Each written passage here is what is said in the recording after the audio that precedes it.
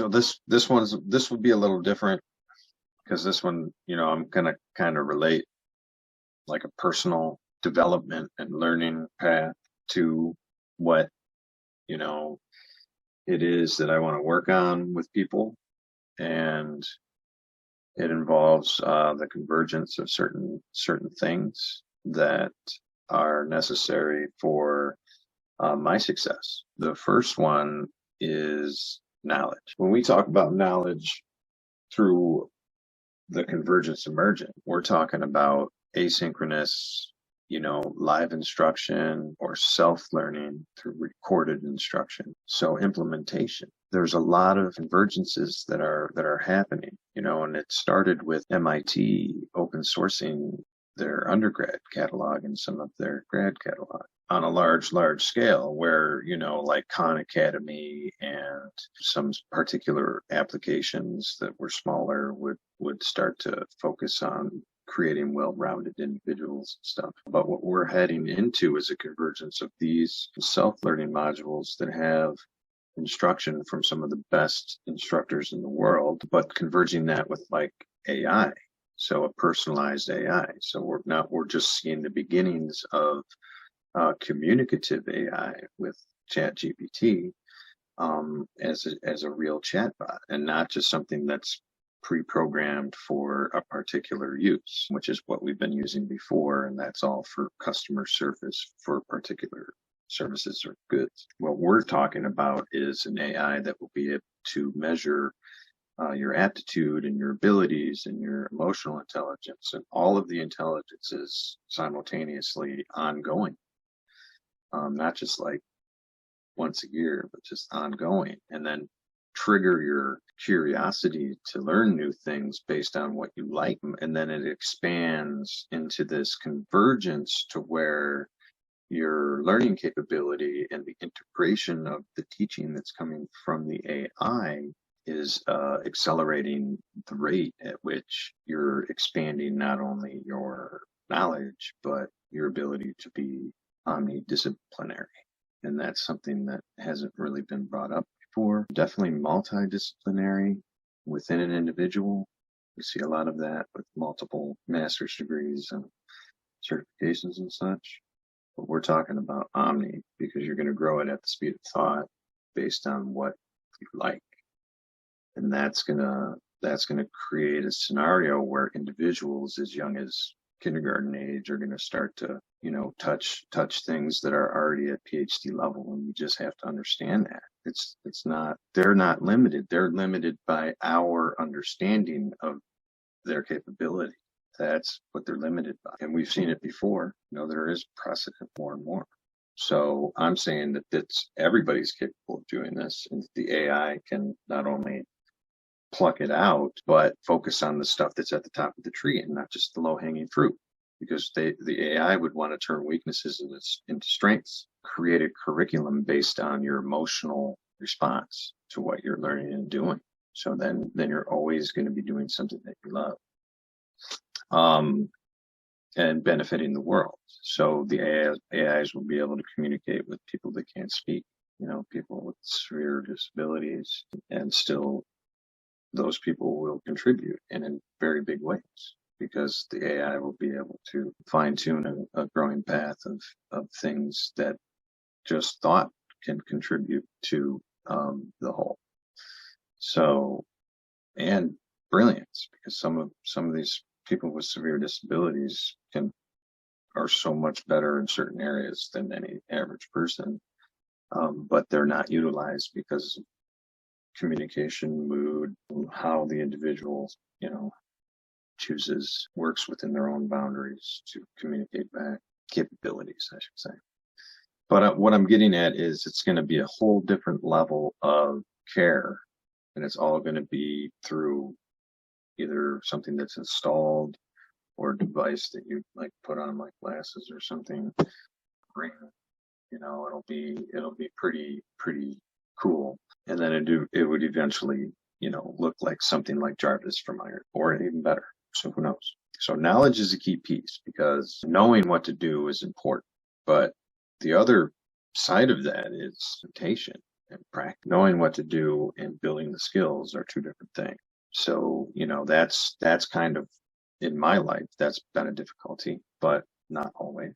So with an AI and or a buddy that's a humanoid robot or a robot that can do things, and we've seen this for decades in science fiction, they can be a companion to motivate and mentor you through the practice and the implementation, the knowledge that you're gaining just by doing what you're doing. So it's not going to be like you're going to school. It's going to be like you're going to set up times yourself to work with this robot in the tinkering factory, if that's indeed something that you want to do to build skills through vocational or whatever, or through creativity, current electronics. So, stuff that would make anything that exists better. And then like if it's a different type of work, like it's an intellectual type of work, then just like a computer terminal can act as a robot there. But what I'm getting at is education's key. The ability to debase yourself, so your own thoughts. So be like question your thought and say, yes, that is the way it is now. But over time, if we start to add in these specific movements or policy changes or creations of businesses or patents or stuff, all different kinds of ways to take advantage of people who are creative in the current paradigm, where in the next paradigm, people will be encouraged to drop their ideas into these sieves where lots of people and AIs will look at it. And then I would think in the next paradigm that those ideas would be funded and created and or converged with something else and or edited, like Wikipedia, with the persons that's putting that idea on the sieve knows that it can be edited by people if they think it would work out better if it were different. That's a different way of handling the market for ideas. That is throwing it to the commons. And then if it's good enough for that time, it would be created. So my argument is, as we get closer to this technological singularity where AIs can not only fund it, but create it, any idea that pops in there is going to happen. So the idea is we want both good and bad ideas to go in there. Because what we're doing right now with like ChatGPT is we're training a very powerful AI how to lie based off of old data. That's exactly what's going on there. But it's so powerful because it helped so much. But since it's coming through a censored board and management team in Microsoft and OpenAI, it's going to be the way they want it to be, which is we're going to train it to be politically correct, which is another way to train to lie. It's important that we have, base necessity. And in my life, safety net's been that sometimes. Employment's been that sometimes. Family has been that sometimes. But see how those are all dependent on the socioeconomic system, and you're dependent on others than yourself, including with employment. You're not dependent on yourself there. You're dependent on the money from employment. So stop kidding yourself that it's all, oh, I'm independent. No, be independent without the job. And that's just not possible in this socioeconomic system without being on the dole by family, friends, government, or whatnot. Charity, church. Almost a little more than half of us work, but a little less than half of us are completely dependent on the system and family and friends. That has to be abolished, and that's only there because of the wages piece of our circular flow model in economics. To be able to make the wages piece irrelevant, you have to replace that labor with automation. And that's what's in the works now. And the advancement in robotics due to the convergence of robotics and AI in the last 10 years has gone above and beyond what we've known and expected. Same thing's happening with solar. So it's like, if you saw what a robot did 10 years ago and you haven't looked since, that's okay. Because it's like, if it were 10 years ago and you were to look 10 years prior, it would be the exact same. And 10 years prior, exact same. So it's not the exact same this time because it's converged with technologies and computational power, and it's able to do backflips and gymnastics and stuff. But also now with the convergence of neural nets in artificial intelligence, We're going to be able to get bots that learn how to do something in real time and then upload it to the neural net, and then the neural net will put that into the main system, and all the bots will know exactly that situation and how to navigate spaces, how to go underwater, how to get into space, all that stuff. Things are going to start to happen at such a fast clip that it's like we aren't going to even have to worry about any of this anymore. The creativity is going to explode because we're going to remove the redundancy and the burden from our shoulders. Because the creativity now is just at the tip top of these corporate jungles in mass. But it's decentralized, and people just aren't tapping into it as much because I believe there's either resentment due to the socioeconomic system, or depression, mental illness has set in because it's a symptom of the socioeconomic system. You're not worthy unless you have a job, and that's all you hear. Do you believe that? And so you remove that crap off of your shoulders and chest, and it's like, oh wow, wait a minute, whoa, and then you're an instant contributor, because you can spend your full time just talking about what you like, and that would contribute to the development of what you like. Now, do you understand that? Because where companies now would pay good money to know exactly what you like, all that's going to do is help build more of what you like in the future, by just extension, just by association. So you have the shifting of the paradigm thought is where I was going with that.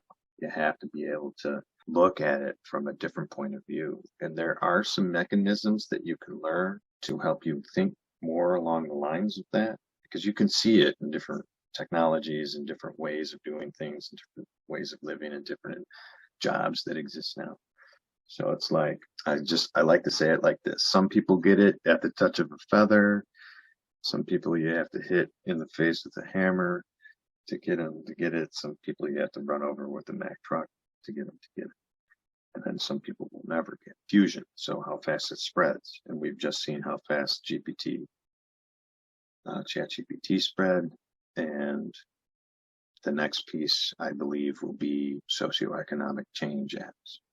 Those will spread just as fast. And that's going to be in the next decade here. And their purpose is to provide goods and services through a decentralized open source cooperative initiative where the labor is completely done by robots, so that good or service is brought down to a zero marginal cost, so that the entire globe can participate in it if they choose. And if it fits what they got going on in their individual areas, which it may not, because we have differences which should be celebrated, it can be managed. It can be managed and accepted, and it's all like, you can see how the mind goes when you switch the paradigm. So the cooperative initiatives would then gather not only membership, but people becoming aware of them. And here's my argument from the beginning. It's the complete opposite of tragedy of the commons. Economics concept, you look it up. Just by people being aware that these exist, that person or individual benefits, and the entire platform benefits, and everybody on it. I was thinking that participation had to be a requirement for that, but not anymore. I think awareness, because of what we're about to do with the convergence of creative and developing self at the speed of thought, it's going to happen at the speed of thought. And you just have to realize that it's not going to be slow, so it's like, we're going to introduce an open source suite of softwares that can completely open up and decentralize and create a liquid form of government. We're not only voting on the bills, we're creating them. We're not only participating in the budget, we're allocating. So we are appropriations and we are legislating, not them. And that is possible through this transition. And that's just one of the things that we're working on. We're working on a number of things, and we want to gather steam and bring people on board, because these are next paradigm things that start in this paradigm. Once we bring people into the next paradigm, there's no purpose for these things anymore. We don't want to bring anything that was created in this paradigm. So it's like, these are all bridges to get you there. But then once you're there, it's like, whoa, wait a second. Now I have all these things and I don't have to pay anything for it. And it's because of something I did in the previous paradigm. So there are ways to get there, but there are other ways to get there too, through, you know, understanding, thought, communication, spiritualism. If you have a base level of nutrition, clothing, shelter, food, water, energy, and transportation, yeah, and then there's no need for a job, so there's some sort of, you would call them rights or bases, foundations that are just there, and they're there because you're alive, not because you paid for them to be there, or you made a deal with somebody. No. Go to the next paradigm. They're there because you're alive. All right. So what would you call that? So all your base necessities are there because you're alive, and they don't come from government. They don't come from business, and they don't come from nonprofits, and they don't come from religion, and they don't come from that stuff. They come from you because you are in this paradigm where by you being alive, these things exist, and they will always exist because we're going to learn what abundance economics means too. And that's not hard. It's overcapacity, people, overcapacity, and it's always growing into it. And then once the robots and the AIs know exactly how fast stuff is growing, they'll be able to grow it exactly how fast it needs to grow. So don't even worry about it. It's none of your business, actually. That's just kind of where it's at. It's none of your business because you don't know how to do it or emotionally handle anything. And this may be critical. I've been a little critical, but people are so caught up in activism that they're unable to integrate. And we don't want anybody who's not integrated. I'm sorry. So you just have to continue to work on it. It's not about taking from and giving to. Get that out of your mind. That doesn't exist in the next paradigm. Okay? And that's to everybody out there who's stuck in activism. There is a next level, and it is transcendent of all the previous ones. So please just look into it.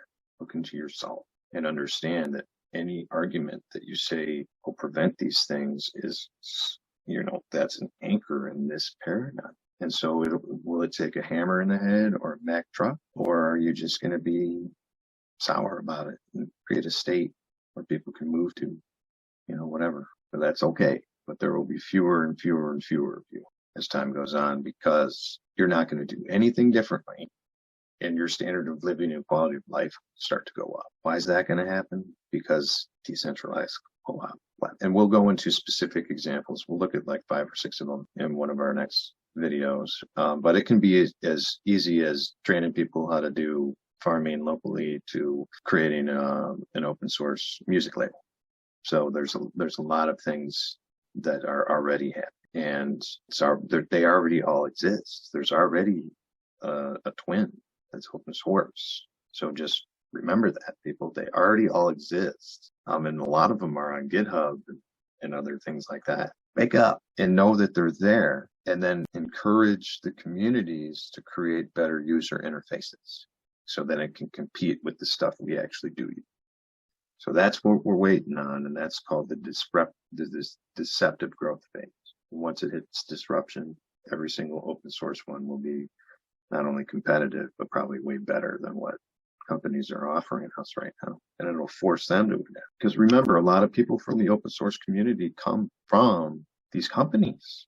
They're just volunteering their time to create this stuff for open source so people can use it and copy and paste it, tailor it to their own need. And then with the aid of AI, this is actually going to be able to happen, because the bottlenecks before and the obstacles were you needed to know how to code, you needed to know how to debug code, find errors, all this stuff. And AI is not to the point where it can complete it, with 99.999% accuracy yet, but it will get there. At that point, things are going to get unleashed. So the large language model AI that's most used should be about truth, not about lying to people to say only do good things, or Trump bad, Biden good, or anything like that. That's just dumb. That's just dumb, and it's tailored for a certain group. And that's not that's a weird word, but that's not for humanity. That's for some people. So I'll conclude with, the future is bright. because it's not that the jobs are going to go away. It's that we're not going to have to work because that wage piece has to be replaced by something so we can spend. Okay. Automate the labor, physical and intellectual, with AI and robots. And that's, people think that will take decades. No, that'll take, we can probably build 20 billion robots in 2 decades or less, because they'll be building each other. So just wake up. Okay. It's going to happen in decades, but it'll start slow, because there's probably 100,000 of them right now. And this just started probably a year, 18 months ago, as a competition between companies, global companies. By next year, I think there'll probably be 1 million, and they'll be in their factories. They're just not talking. They're just showing little video clips. It's like, oh, there's 2 in this one. Oh, there's like 8 in that one. And then it's like, okay. So there's a lot of these things out there. And that was just with Tesla. And then Boston Dynamics has Atlas. And then we'll find the other companies, because I know Europe is, I have to look. And then China's got a ton. So, and Ben Goertzel lived in China for a very long time. I was doing a lot of his robotics work there. He's from Singularity Net, OpenCog, all these things from back in the day. Okay. I love you guys, and end of rant. Thank you.